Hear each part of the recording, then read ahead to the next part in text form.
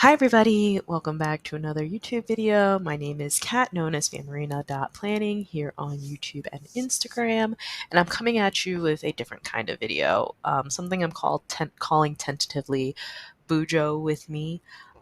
So typically I share my kind of memory planner stuff, my spreads, my plan with me's, and like any of the haul videos, so any of the sticker shops that I usually purchase from, and I show those off. But if you've watched my 2024 planner stack, you would have seen that I actually use a bullet journal as kind of my main everyday type of planner. So when I was setting up, or going to set up for this week in real time, which is June 10th through June 16th, I didn't realize how short on time I actually was. So I decided, why not try to use stickers instead. So I went to my stash. I kind of found, I didn't kind of find, I did find, I found some stickers that went along with the theme for this month, which is loosely like blue and kind of sky, clouds. I kind of centered it around these Polaroids that I had in my stash. Um, so I figured, why not film this setup and see what happens? Maybe some people are interested. So yeah, that's how I that's how we got to where we are now. Here's the sticker kit that I'm using for this. It's from a shop called Starlight Paper Studios. She kind of specializes in K-pop kits, in like celestial vibes. So this was a kit inspired by the group XG and their song Shooting Stars. Um, so that's kind of why it's very blue, as you can see here, which really matches with what's going on in my Bujo. So I thought I'd try to do this little experiment to see if I liked it, or just to try something new. Um, so let's go back. So if you're new to the bullet journal world, hello, hi. I've actually been bullet journaling from about like 2015. I did take a small break, but when I came back, I decided to venture into the world of kind of sticker slash decorative planning. Um, and then I started uploading on YouTube. So that's, I don't know why I'm giving you a history lesson on my life, but this is how we got here. So if you're new to bullet journaling, a bullet journal system is just an organization system where uh, you use bullet points to kind of track your tasks, your action items. You can also use it to track things in collections, which are like, it sounds pretty obvious, but a collection is just a grouping of similar objects. So you can have, books you want to read, movies you want to watch, movies you have watched. You can track episodes through collections. Um, but you've also noticed there's the word journal in the bullet journal. So you can also kind of journal about your daily life. And I think bullet journaling is nice in that it takes the pressure off. Like for me, like writing in a diary, it just my my brain can't like comprehend that. I don't know why. It just, to me, it seems like very juvenile thing. And let me say, I know it's not. It's just in my head, I can't delineate that. So to kind of write in a diary, oh, today this happened, I felt like this because of X, Y, and Z.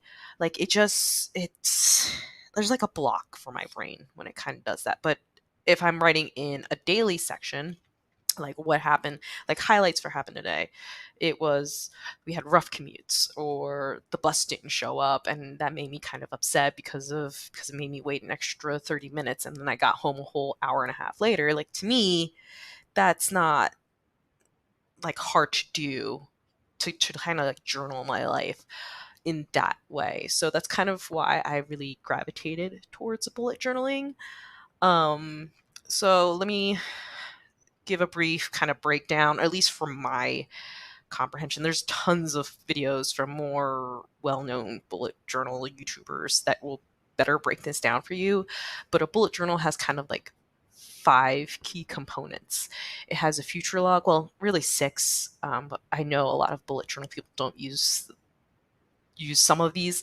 Um, the 6th one I was just thinking in my head is like an index, where you kind of list out where in your book, like if you use page numbers to quickly find things. I know some people don't really use that.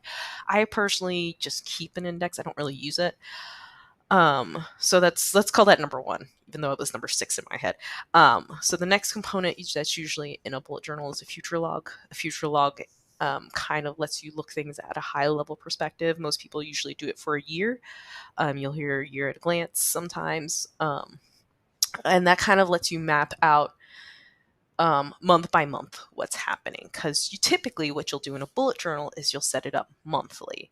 So monthlies, you'll have like maybe a monthly calendar with a list of tasks that you want to accomplish for that month. But if you have, let's say, an appointment for 3 months from now, where are you going to write it down? Because if you write it down in that month, you might not remember to go back when you set up 3 months from now that they wrote that appointment down there. So the year or the future log is used for that. And then, future logs can also log things like far, far, far in the future, like several years down the line. So that's how I typically use my future log. My bullet journals typically last me anywhere from 5 to 7 months, depending on how intense my monthly sections get. My monthly sections typically include like a calendar, so a monthly view, some task lists, some habit trackers, some meal trackers, and some space for like memory keeping and journaling. Um, so then to zoom in a little bit more, you have your weekly spread, which is what I typically use every week, which is what I'm setting up here. A weekly spread kind of takes a look, over the course of a week. Um, some people have a standard weekly spread that they go to every single time, and then they can set it up all at once when they set up their monthlies and they're good to go. Whereas for me, I kind of get bored with my weekly spread. That's why I don't set them up ahead of time. Well, I used to when I was busier, but now I'm not as busy, or I've just made more time for it. I don't know. Um, what is sleep, I guess. So I like to switch up my weekly setups week per week. If you search bullet journaling, you'll find a variety of setups for weekly spreads, but typically they house your 7 days of a week and in one page or several pages, but in one setup. Um, and for me personally, I use a separate page to kind of list tasks that don't necessarily pertain to a specific day, but just I want to get done during that week. I also like to have a little mini calendar to just see where I am during the week, because certain bills or certain tasks have to get done. And here, you'll see that I'm setting up for quote week 10, which it's not week 10. I believe it's week 24. But when I checked my future log, I did an oopsie and saw the date rather than the week number. So I did fix it, but after I reviewed this footage pre voiceover, so we're just gonna live with that. Um, so this is how I typically do my weeklies. My weeklies are about 2 pages per uh, per week. Sometimes if I feel like I have a lot of tasks, or if I feel like I'm going to need a lot of room for notes, I might do kind of a Dutch door where I split a page in half and have 4 pages for a week. There's like the beauty of bullet journaling is that you can kind of customize it to what you need. So a lot of times 2 pages is more than enough. But if I know that there's a heavy week, like if there's an event like a birthday party coming up and I have to help set up, but before that I have to make sure we have the decorations, the cake, making sure all the RSVPs are in, catering, all that stuff, then I will probably split it up into 4 pages, just so I have the room to have to write everything down. But most of the time, I really don't need that much space. So 2 pages is typically more than enough for me. You'll see some people don't even use like an independent like task section or notes section. Some people will just have their 7 to 8 boxes for every single day, and they write in just tasks every single day. So that's the weekly spread. And then there's also the concept of the dailies, where they'll go even more in depth. They'll list way more, like you can do like time tracking with a daily spread. You can do very extensive notes. Some people like to journal on their daily spreads. I personally don't use a daily spread. It's of um, no no use to me, since I have this independent kind of like this week's notes slash task section that I utilize for that. Um, and then the last kind of aspect of bullet journaling is the bullet part of bullet journaling, where in the original method by Ryder Carroll, he has specific notations to denote when a task is done, when a task is started, when a task is completed, when a task has been canceled or is no longer needed. He also has migration, which is the concept of like, okay, well, I didn't do this today. Do I need to do it tomorrow? Do I migrate it to tomorrow, or do I migrate it, or do I come back to it, like put it back in a monthly section and come back to it later?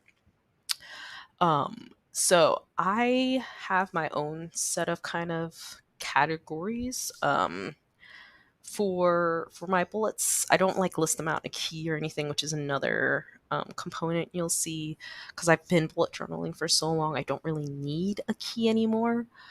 Um, but you'll see some people put a key in the front of their bullet journal, especially if they're starting out, to kind of understand what their bullets mean.